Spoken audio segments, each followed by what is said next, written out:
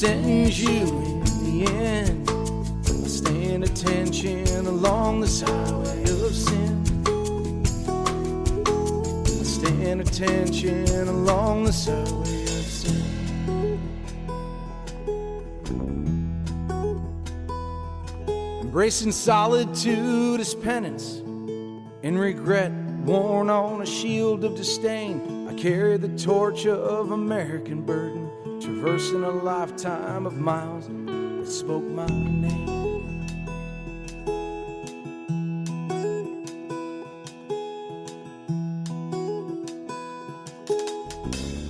That's called The Sentence, title track of the new album from our next guest, who is going to come in here and chat with us right now. Come on in and say hello, if you would, Brad. How you doing? How's it going? Doing well, thank you, and glad to have you here with us today. Nice to get to meet you. Tell us a little bit about Brad Heller, who he is and where he comes from. Oh, man. All right. Well, I live in North Carolina. I live on the coast in Wilmington, but I'm originally a Southwestern boy. I'm from Tucson, Arizona, so a lot of my themes in my songwriting are steeped in the Western landscapes of the country. I love it. I love that. I've gone the opposite route. I'm from upstate New York, and I am now in the Southwest, in the Phoenix area. So, awesome. Familiar with where you come from, and I've got friends and family scattered over there in the Carolinas too. So, we're kind of all of one world here. And how did you get? I listened to your music, and when Doug first turned me on to you, listening to your music, I got a feeling. Now, I don't want to compare you to this person. You're obviously a different person, a different style of music. And I just got the feeling that I did when I listened to early Bob Dylan. There's a naturalness, a plain-spoken transmission of your thoughts, if you will, that I feel in the music. And I hearken back to some of the real early Dylan, like his 61 tapes, where, before he got into, I know later years he took a lot of heat for going with electronic instruments and everything, but I get that same earthy basic sound from you. Yeah, I mean, I've always been, Dylan's been one of my huge influences. I'm a huge Springsteen guy, a huge Neil Young guy, so I always like that organic take on music. I always like what CCR did with their music, how they economized music, and they didn't need a bunch of keys and a huge backing band. They just had a four-piece, and they were to convey their songwriting through that four-piece and the economy of music. And I always strove for that. I really like the organic sounds of a four-piece. Brad, hi, it's John. The thing that I wanted to ask you, is that you playing the guitar on there? The acoustic, yeah. Yeah, okay. Your guitar work kind of reminds me a little bit of a country musician named Guy Clark. Have you heard of him? Oh, absolutely. Guy Clark's incredible. Yeah, he is. Absolutely. But you've got a very, Guy Clark plays all kinds of different, extremes of music. But, I've heard him play this kind of folksy music with a blend of Travis picking along with other, styles of guitar playing. And I just heard that in this song that we just played, The Sentence. And it's nice. But I mean, at the same time, it's not, you're not ripping them off. I mean, it's definitely your style and your music. But to me, I heard a subtle influence in there. Yeah, I mean, I've always been a Guy Clark. He's definitely been a guy in my life, and Townsend's End, and I always like that Texas root sound of Steve Earle and all that stuff. Picking the chords is always a cool thing. I thought doing rolling lines on the progressions. I always liked that. And you definitely, as John inferred, you definitely got your own sound. You have you may reflect the influences that you had, but you also have a distinctively own sound styling, and that's a good thing. As a matter of fact, have you had a chance to catch Ken Burns's country music series that he has on PBS?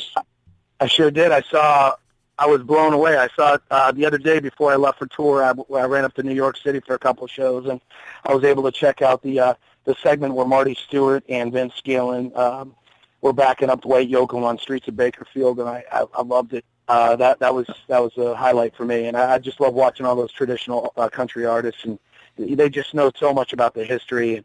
It was fascinating. I loved it. It was great.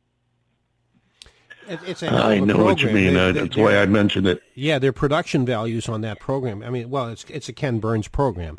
Everything he touches is going to turn to gold. But it's just absolutely. Yeah, it's absolutely. I mean, I've been, I cut my teeth for the most part in country radio many years ago. Dave and I worked together at WQYK in Tampa. I worked at WSUN in Tampa and, a couple of other stations, in the Southeast. And, this was the stuff, going back to the George Jones days and Gary Stewart and these kinds of things. And this was the stuff that we played. And so I have just been so, psyched about watching this thing. And I don't know too many people that aren't. Oh, yeah. And I love how they go era by era. And when they got to the Bakersfield sound, which has been kind of an influence on me, I mean, they talked about Buck Owens and Merle and Dwight Yoakam, and man, there's a lot of California music I've grown up listening to, Dave Alvin and Tom Russell and all those guys, and it's fantastic. Just mind-blowing. I like the way they delineate the different styles of the different eras. For example, the show you were referring to, if we're on the same page here, that's the one where they defined the Nashville sound and how that evolved as a more mellower, broader based sound of the country music, while the Bakersfield sound was a throwback to the old hardcore country. And I love the way they explain that, because it really helps get across the message even to people that aren't into country music, and actually to a non-music person.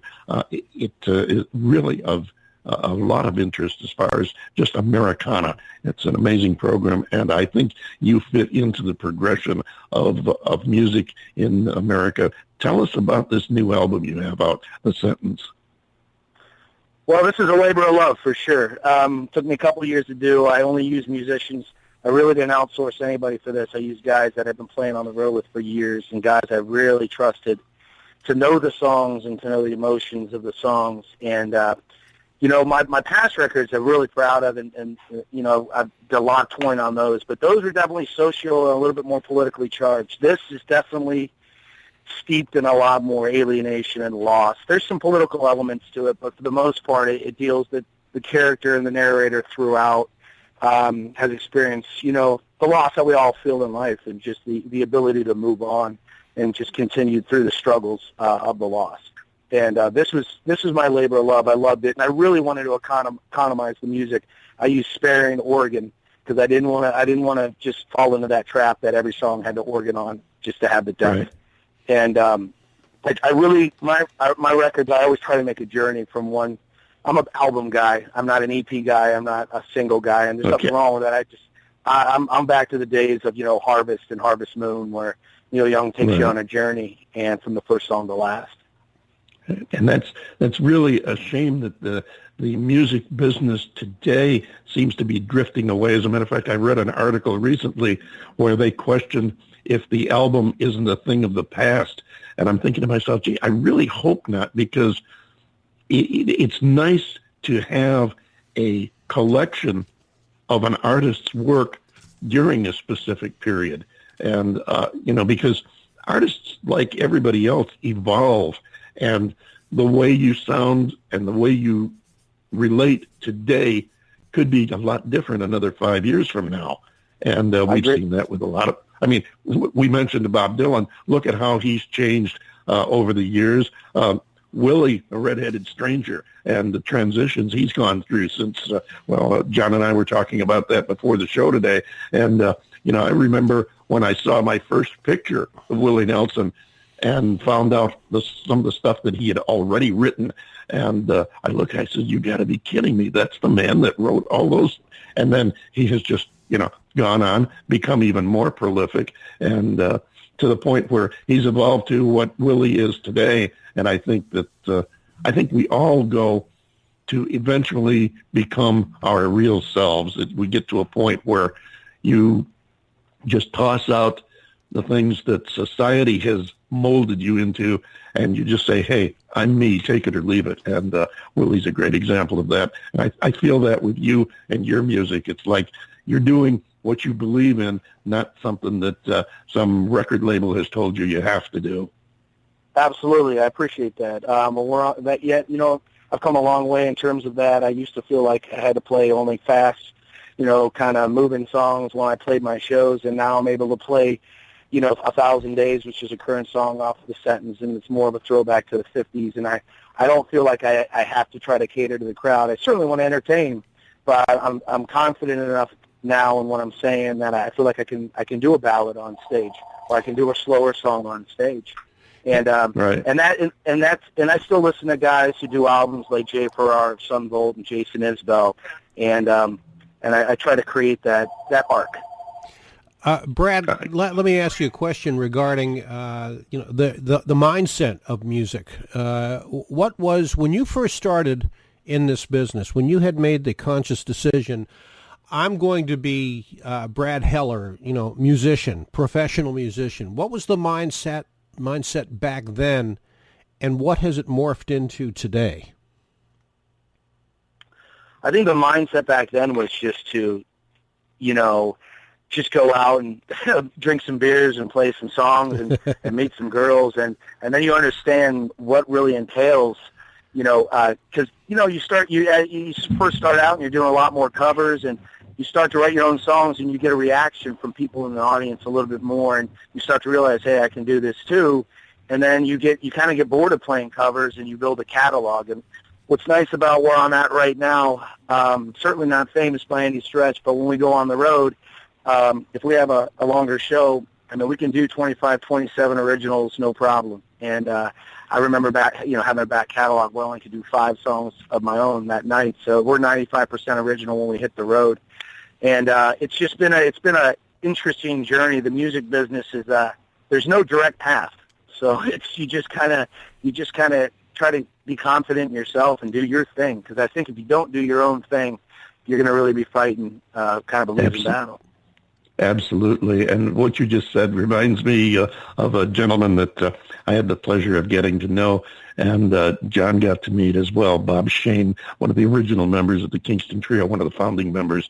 And I remember talking with him one time and asking him, the usual question. I said, Bob, how did you guys get started? Did you have a plan, sit down and say, okay, here's what we're going to do, and this is how we're going to make it and try to be successful? And he smiled that sly smile he had. And I knew I was going to get an answer. And he told me, he says, heck no. He says, we got together. We were up in San Francisco, and we decided, how can we meet some girls? And we decided that, the singers were going out in these clubs, and, they were playing these clubs and getting to meet all the girls. So we decided that's what we were going to do. We were going to get together and sing and meet girls. And that's how that legend was born. So, yes, I know exactly what you're talking about there. No doubt about it. Listen, Brad, I want to ask you before we run out of time here, be sure and tell our listeners where they can find you, how they can find you, and, of course, how they can get your music. You can get my music anywhere. You can always check out bradhellermusic.com.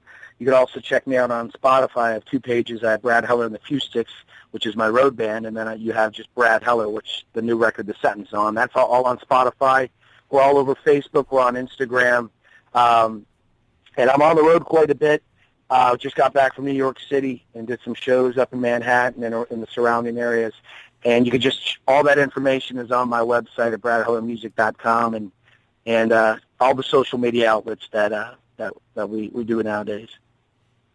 Okay, now this show will be first broadcast on the second half of September of 2019, and you mentioned you've been on the road. Now, are you still on the road? If so, how much longer is your current tour, and where might you be playing? Well, I actually just got back this morning about 5, and I had to run to work.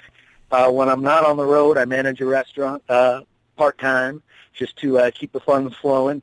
So I just got back about 5